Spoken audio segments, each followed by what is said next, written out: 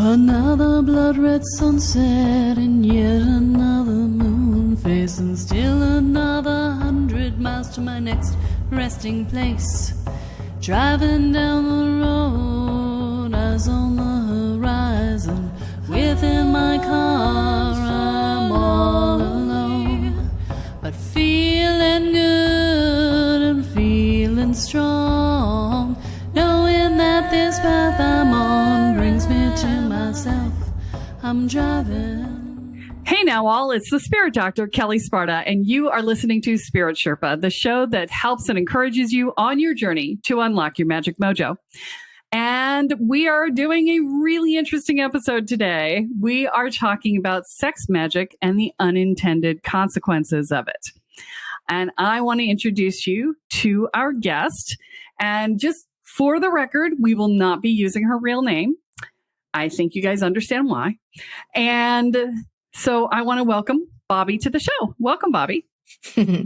Hi, Kelly. So good to be here. I'm so glad you said yes to this.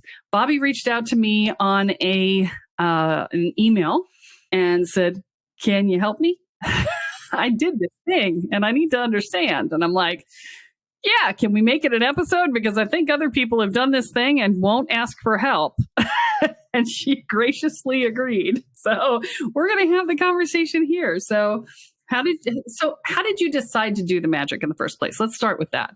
What is it you were intending, and why did you choose this path for the intention setting?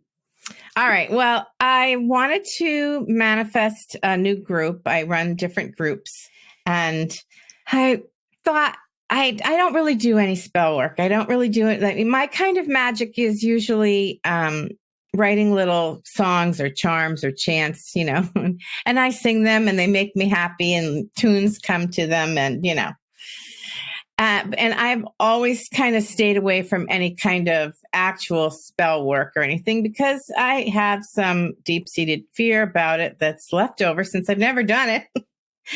And I've been working on releasing all kinds of things about magic, fear and whatever. I found a vow. And so anyway, then I came across this book on chaos magic and I was reading it and I was thinking, I don't know, maybe I want to try this. And this sex magic seemed like the most fun. and it seems so simple. It is. Yeah. Very simple. So, I had a good experience at the time, and one presumes, or else it wouldn't have worked, right? Right. And so I set the intention that I want to form this group, and I'd like 6 to 8 women in it, and I want us to really expand our horizons and try new things, and have it be a real positive growth experience, supportive, and all that kind of stuff. So that's what I focused on, and I cleared myself. I did all the things I thought would go in the right order. And I cleared myself with some Palo Santo, sage, what am I saying? Smudge. Thank you. Smudging. Yep. And then, and then I called in my angels and my spirit guides and any whole and clear ancestors. And then I went about my business. And then at the climax, I had a name for the group and I said the name and I was like, that was kind of nice. And I said, thank you. And then I thought I was done. I was done. And then the next morning I woke up and I had red spots on my breasts that I thought at first were just hives because sometimes I get hives. And then as the day progressed, I did at some point get hives and I took a Benadryl and these spots did not go away. And they weren't itchy, but they were growing. So then I got a little freaked out. I went to the doctor and she said, "Oh, I don't think it's anything serious. It's just whatever." We had the longest name. It was sort of like supercalifragilisticexpialidocious. But she said she didn't think it was anything to really worry about. Okay, but they're there. And it kept growing and it was more on the left breast. And when they're in a bra, closer to my heart. So I was like, And I didn't know what to do, which is when I reached out to you. And one of the things I did try was I did a meditation to release guilt. I thought, maybe I have some guilt about this. Like, I didn't consciously feel any of these things. But anyway, I did release some guilt, and I did have an amazing meditation and vision that came with that, where it ended up with a padlock, heart-shaped. And I'm like, well, what am I supposed to do with that? And I heard, open the lock. And then I got a key. So I opened the lock, and the lock opened, and then nothing happened. I'm like, nothing's happening. Like, open the doors. I didn't see any doors. So it was a double door, and I opened the doors, and it was like blinding, like kind of what you're seeing right now when you're looking at me. Blinding white light with tons of nature sounds, leaves, and just spectacular. And I was like, oh, look, that looks good. That looks positive or whatever. So it has been getting a little better, but it is still there. Do I remember correctly? I've been talking to a bunch of people. Did you have a dream too? Oh, yeah. It was a very bizarre dream. And I was in an apartment with very strange people. They weren't my normal kind of people. And they seemed kind of like drug addicts and people who would steal things and vagrant kind of people. And I was sleeping on the couch in my dream, and a guy came in who I had a romantic thing going on with. And he didn't really slap me, but he vigorously, we'll say, put his hand down on the breast that has the most rash. So, and then I woke up. I was happy to see him, though. I wasn't bothered by what he did or anything. And he was a bad boy. So, you know how that is. We always love the bad boys. Luckily, my husband's a very nice man. But anyway, after I woke up, I heard that was cheesy. How could you do that? Debase yourself that way? We don't do lowly sex magic. We don't do that kind of magic. How could you wake up your magic that way? And did you identify the source of that? No, unless it's me chiding myself. But I was like, it doesn't feel like it. It feels like it feels like it's a lineage thing. So, okay, is that everything? That is everything, except the only other thing I'll tell you is I had told my husband that I had done a lot of clearing work about magic, and I was thinking of trying some. And my husband I've never heard him say anything like this ever. But and I don't tell him that much about my spiritual antics, but he says, won't you bring demons into the house if you do that? And I was like, what? Like what? Like what? Where did that even come from? It was so bizarre because he never says anything like that. He doesn't believe in that. It's just, so I'll just add that little tidbit. From every horror movie ever made around the Christian church. That's where it comes from. So they're very fond of associating witchcraft and demons. So now, to be fair, there is an association, but it's not what people think. So, and now I'm going to have to say what that is because people are going, what? Yeah. So, there is an association. And the reason for that is that as you step into your power, demons are there to help you master your fear. And so as you step into your power, demons will show up because part of mastering your power is mastering your fear. And so they show up in service to that. Not that they intend to be of service necessarily. They like to fuck with people, but it's part of their purpose in the world. Right. And so, this is one of the reasons why I tell people before you start engaging your gifts, first learn how to manage your energy, protect yourself, master yourself, because once you become too visible on the energetic, that's when these things start showing up as part of your learning process. But if you haven't done the early preliminary steps, that can get very sticky. So your husband's answer is both founded and based in, horror shows. So for various and sundry reasons, right? So, okay. So there's a rich landscape here to explore. And so we're gonna go as deep as you'll let me go with this because it's a lot of cool stuff. So tell me where you got the whole and clear for the language that you're using for your ancestors? Oh, I worked with a magic coach, and she taught me that having to do with when you reach out to your ancestors, you want the ones that are whole and clear, not the ones that are still working shit out. So, okay, so your intention is that they are whole and well, and that they are clear of any bullshit. yes. Okay. All right. That's important for me to understand as we look at some of the stuff later on. So I just needed to understand what the definition was in your brain as you were saying it, because that identifies your intention. So my goal was working with the highest energy available. That's a different thing. If no one in your family line is whole or clear, and your intention is to work with the highest energy available, you're still going to get people who are blocked and not whole. Oh, well, we'll have to talk about that. Right? Magic, the magic, the intention, the words really fucking matter. Okay. You can say whole and clear, but if your intention is the highest energy available, you're going to get the highest energy available, even if it's not whole and clear. So when you ask for the highest energy available, you might not get it because you'll get the highest energy available in your ancestral line. But if that's the highest energy, if the highest energy is like 50%, that's what you're getting. So you're getting what you're asking for. Your problem is what you're asking for. So whole and clear would be fine. If you had said whole and clear, you would have been fine.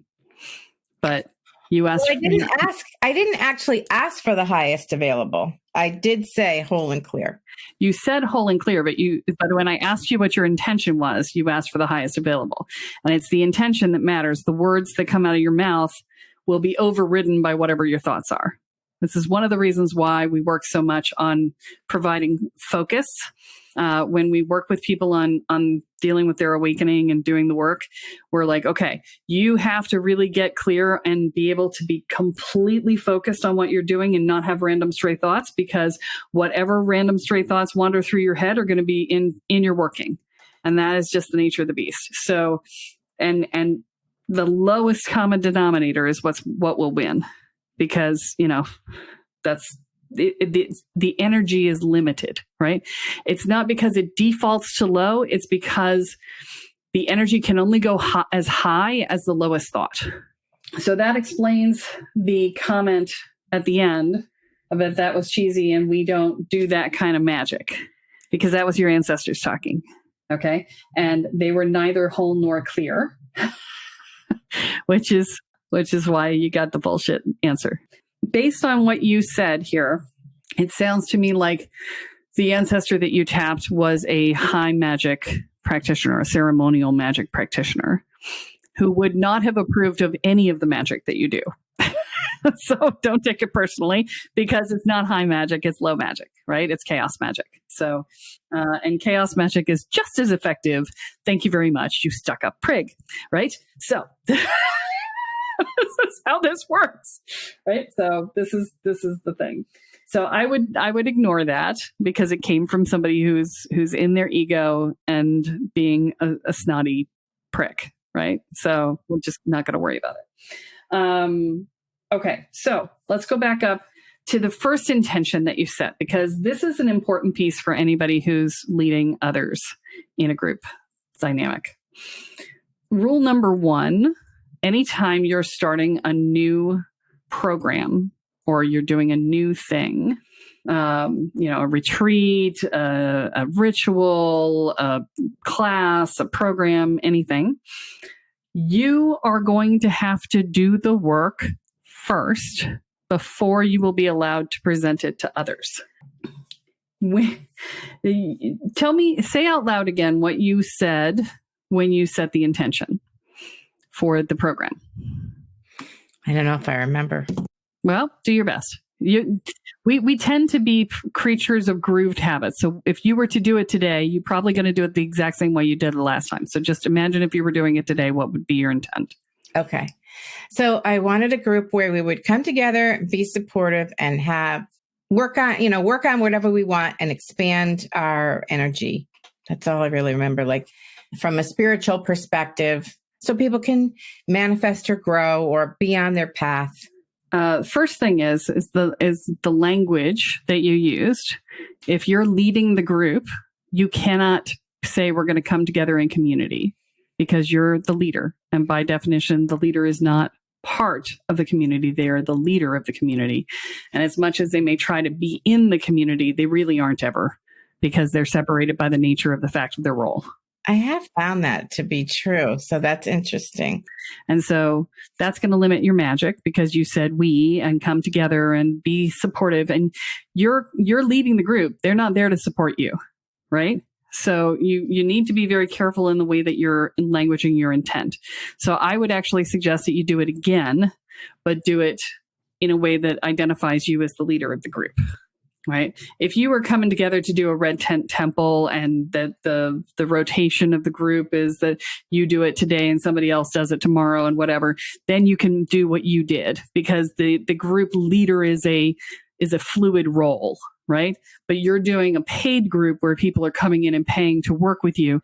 And therefore you are the leader, and you are holding that container in which they feel supported. Right. So it's important that you language it in that way.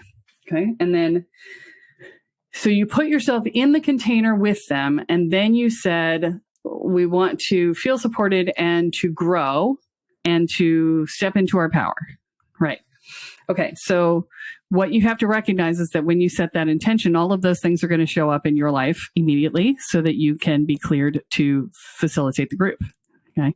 This is one of the challenges of doing this work. Yay. Happy joy. Happy joy. Happy joy. Happy joy. Right. And so when we set these intentions, these things show up. And so, the thing that showed up for you is the red spots on your breast and the hives. Okay. I'm going to say the hives were results of the magic too. Okay. Because they showed up same time. Right.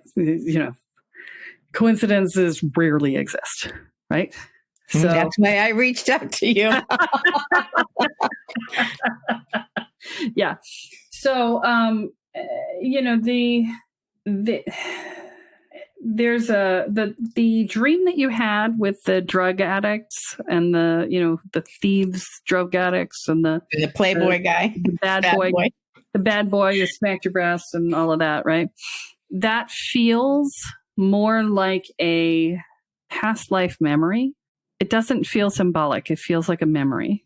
And the rash feels like the energetics of that lifetime coming to the surface to be released. Think about the work that you do. And I'm not going to ask you to say what the work is that you do, because that might more easily identify you. But think about the work that you do. And if you want to share it, if that's okay with you, then that's fine. But think about the work that you do and whether that seems to be associated with that life that you just got an image of, a snapshot of. So my work is about love, and I do talk about magic, but no, it doesn't feel like my work is related to that at all, to that dream. Sometimes these things are a little less obvious. Okay.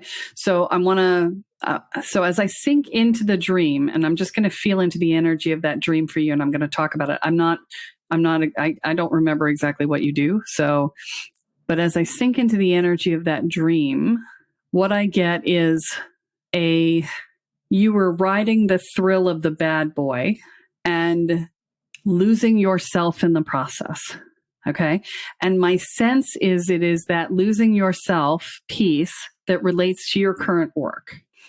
So the breast is typically known as a space of nurturance, right? It's where we get food from our mothers. It's just the place of nurturance.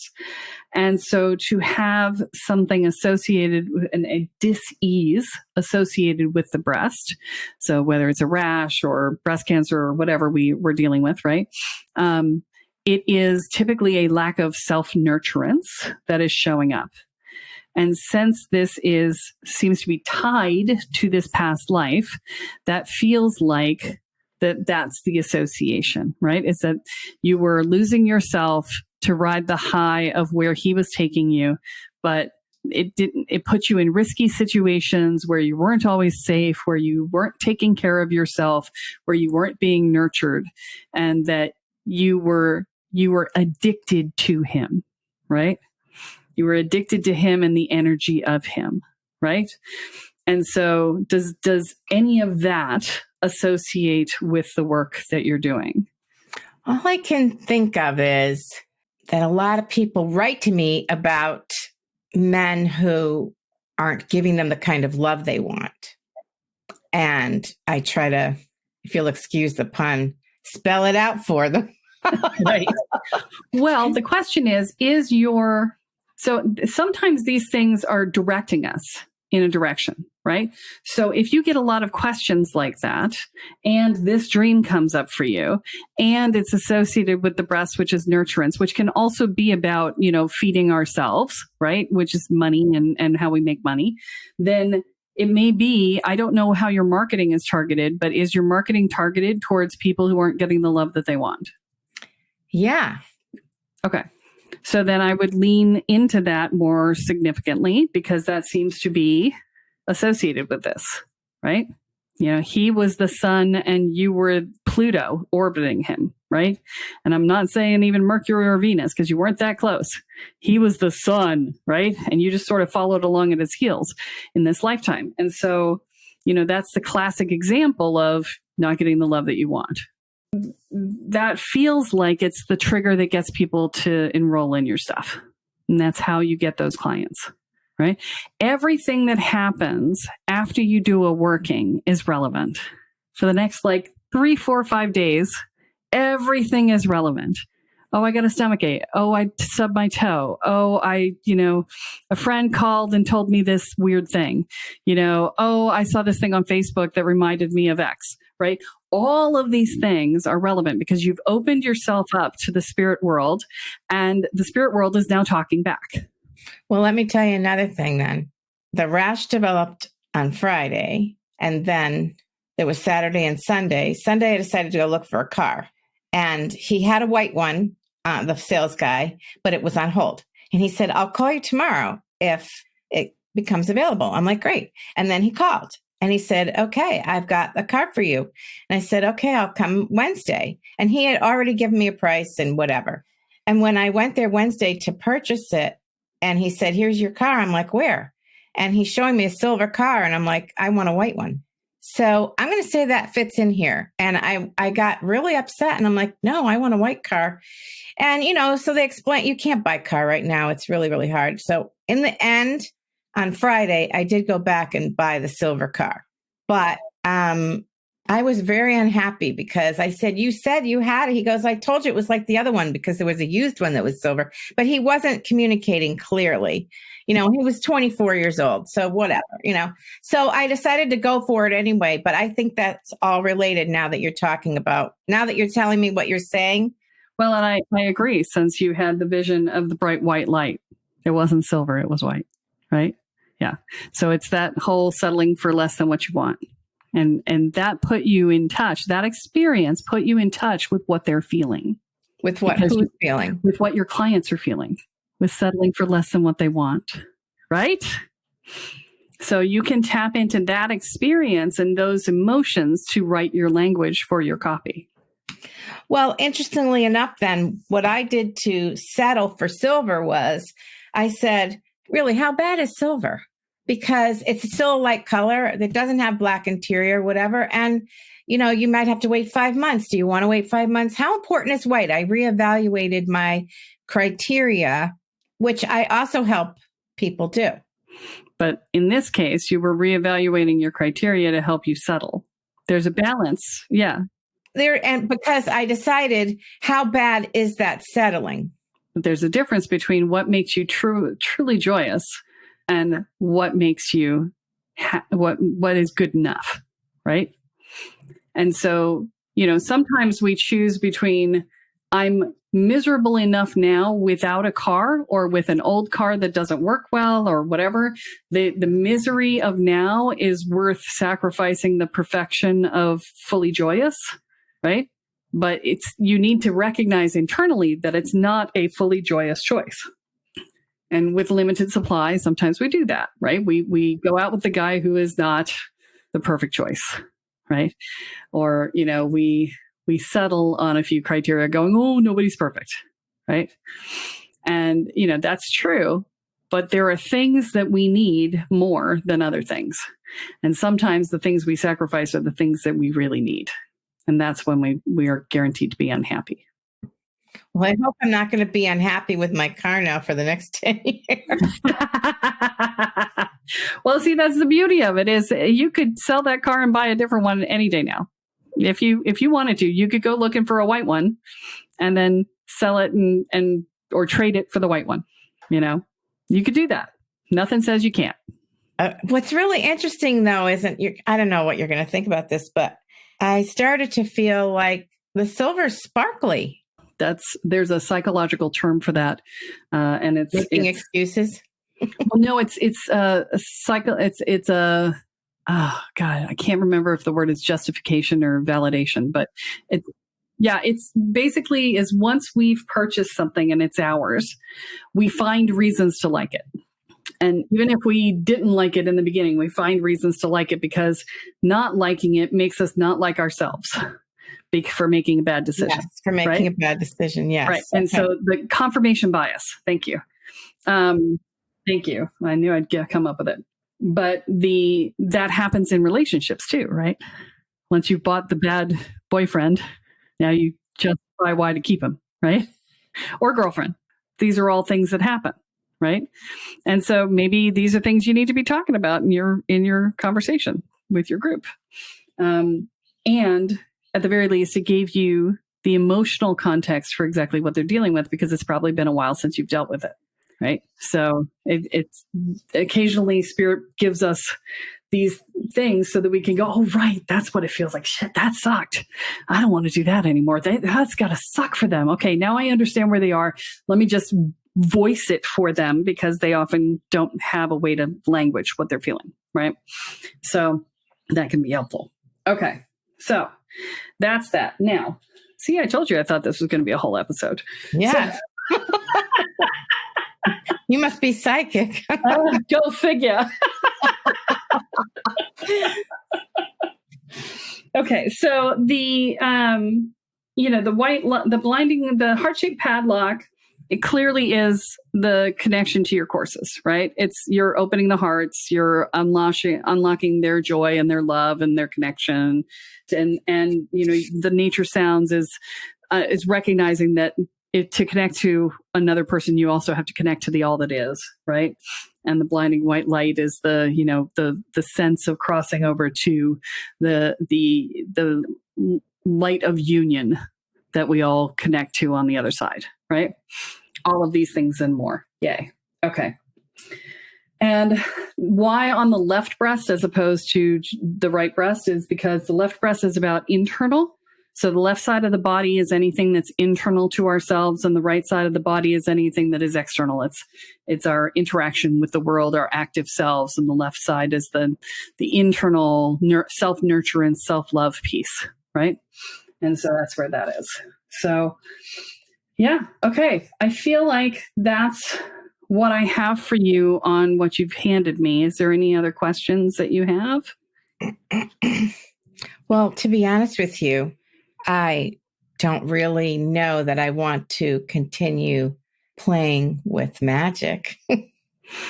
Why? You just got such cool stuff. If learning to interpret it is really the key, right? And now that you've interpreted it, I'm going to bet that those spots go away. Well, they have been fading too. Yeah. As you pick up more of the message, they'll fade. Once I also release the guilt around it. Now, you said you did a meditation to release guilt, but that you didn't feel any guilt. So what's true? The guilt that you're saying now or the guilt that you said you didn't see then?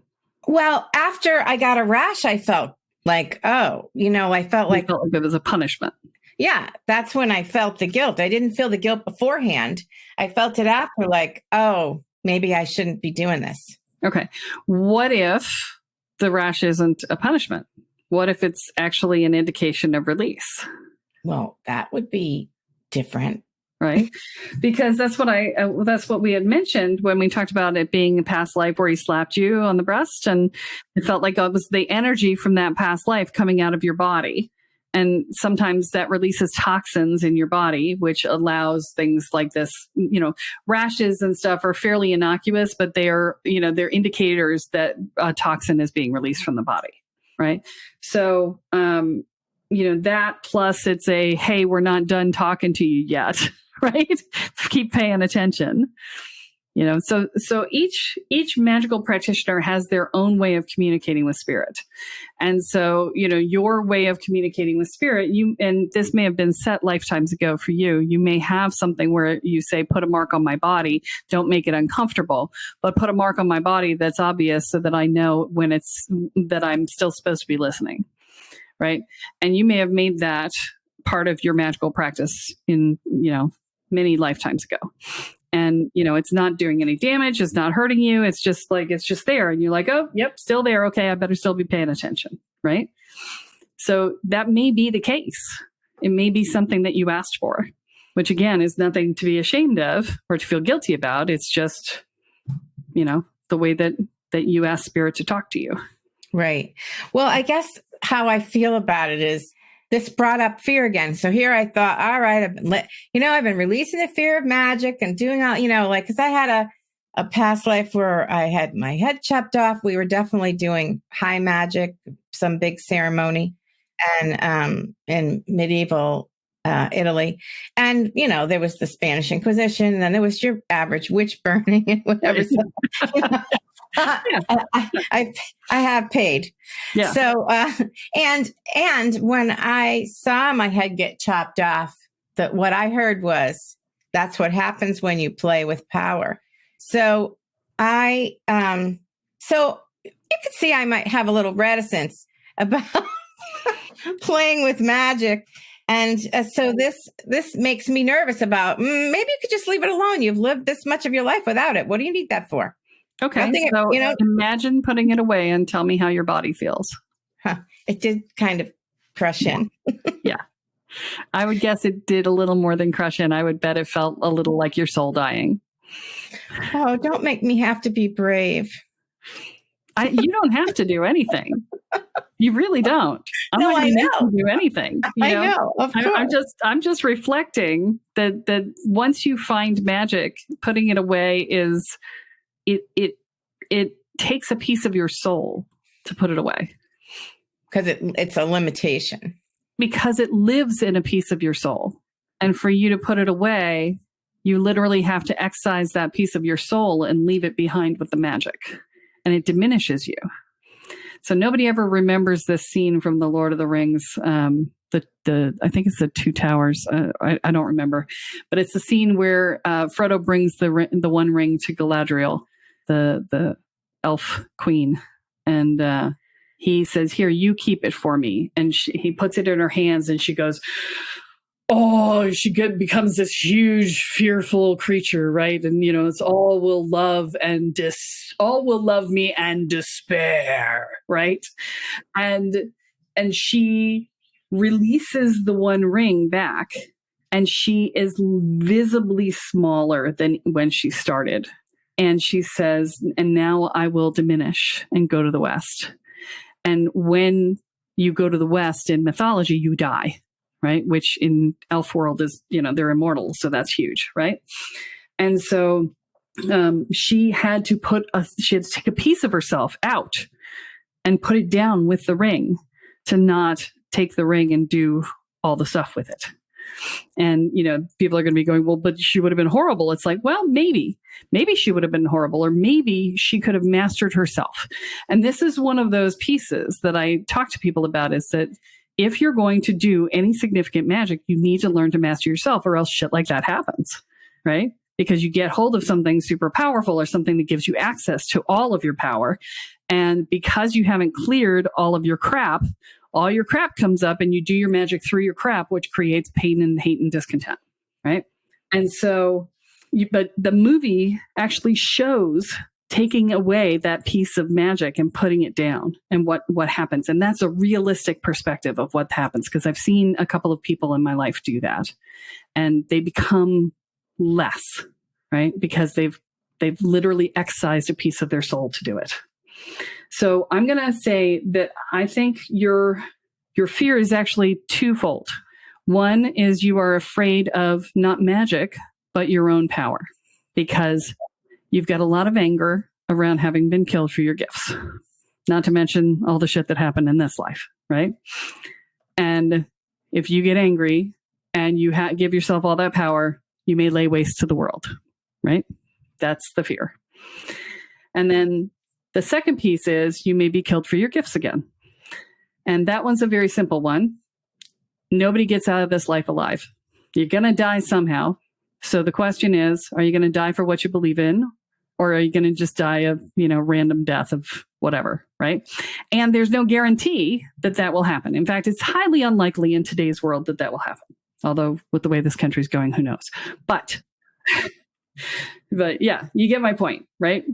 It's much less likely. And if it does, it's unlikely it's going to be chopping your head off or burning you at the stake. So you don't have to have those experiences again, right? It's more likely, a gun or, something else, but not those things. Those things are no longer actively practiced, right? So sometimes it just takes facing the fear and going, gotta die somehow, right? Oh, all right. Good to know. We are so averse to looking at our own mortality in this country. It's terrifying, but we all die. So, gotta die somehow, right? That's the key. So when you consider giving up magic, consider the alternative and decide which one feels more painful. Yes, it's challenging to step into your power, but it's not nearly. So would you rather be challenged and scared on a regular basis, or would you rather live a life of existing rather than living? That's really what it comes down to, right? Because those are the two options. Once you've found magic, up until you find magic, you will exist instead of live and not know that you are doing it. You don't know that you're doing it. You're not conscious of it. And not to say that people haven't found magic don't live. I mean, people do, but they tend to do it by risk taking in other ways. It's the risks in life that make life worth living. When you live a safe life, you tend to exist rather than live. Well, I've jumped off a cliff many times. So clearly that's in your nature. Yeah. Right? Like leaving a corporate job and having absolutely nothing in mind. So, and that happened more than once. So, yeah, I have done that. I guess it makes me think that then I feel like I don't know how, when you started explaining all of that, well, you thought this and you said this and you got to be careful of your words and, this meant this. And I was like, crap, more unconscious than I thought I was. Well, and that's always true. I mean, if I told you all the things I'd fucked up in my life and doing magic, you'd laugh your ass off. I actually have, and I recently found it. I think it's in that pile over there because I'm digging through all my papers for my move. But I recently found the list that I wrote for my perfect man, the guy that I was calling to me 22 years ago. And it had all these great things. But one of the things it said was on the same spiritual path as I was, or a parallel one. Parallel paths never cross, right? And I said, I didn't say anything about common goals. And so what I drew to me was the perfect man, who was a Republican who was a Catholic Republican who wanted to get married and have kids and was running for political office. Which could not be, we were a fish and a bird, right? I was like, where will we make a home? And I looked at him when he asked me out, and he gave me his email address. It was his first name at his last name.org. And I was like, So I had to go look it up, and I'm like, oh crap, are you currently running for office? Because, he asked me out in a random location, right? And he said, not right now. Why? I said, because I am a political campaign manager's worst nightmare or greatest wet dream, depending on which side they're on. I said, I don't want to be the person responsible for you not getting what you want. And so I just need to tell you up front that my skeletons live on my front porch. They are not hidden in my closets. So they're not hard to find. And he's like, ooh, I really have to have a date now. So it's just like, okay, all right, as long as you're good with it, I just needed you to know, right? But that's what I got from that magical working. And I didn't do another one for ever, actually. Well, no, I did do one. I did. And I used a song, and it backfired too, because the song was not complete and it wasn't as empowered as it needed to be. So I was just like, screw this. Like, I'm just going to be who I am. And if the right person shows up, they do, and I'm done. I just, yeah. It's interesting because that 22 years ago was when I actually married my husband. So just coincidentally, but I did write many songs to bring him in. But I should have written a song. That's what I didn't do. So if you're using a song in the general populace, you get everything that's attached to it, that's ever been attached to it in the morphic field of the song. And that's a whole lot of confusion and ick. So, but yeah, I would say, you just need to get clear on it, because what it feels like is you're looking for an excuse to not give yourself permission. Yeah, I thought put the book in the Goodwill bag and move on. You don't need that trouble. But you get a different kind of trouble without it. Oh, you still get trouble? Oh, we all get trouble. I mean, did you have trouble before you found magic? Yeah. Well, then, doesn't mean the trouble goes away. It's just a different kind of trouble. Trouble is what makes life interesting. Do I need to consciously create trouble? That's what it feels like. Consciously creating trouble. I would say that's actually valid. And well, but hear me out, because trouble comes whether we intend it or not. With magic, we get to intentionally create the trouble that will bring us the most growth and the most joy. Otherwise, we get whatever our subconscious mind and limiting beliefs create for us. I never would have thought of it that way. And I think that's a good place to end the episode. We'll call that the Kellyism for the episode. There you go. It's a good one, Kelly. Thank you. And thank you so much for helping me peel this apart. My pleasure. My pleasure. Thank you for agreeing to do it on the podcast, because a lot of people are going to benefit from it now. So I appreciate you being willing to be out here.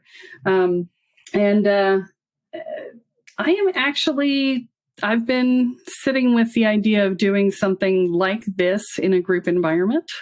And so this isn't me saying, hey, I'm doing it. This is me saying, hey, would you be interested?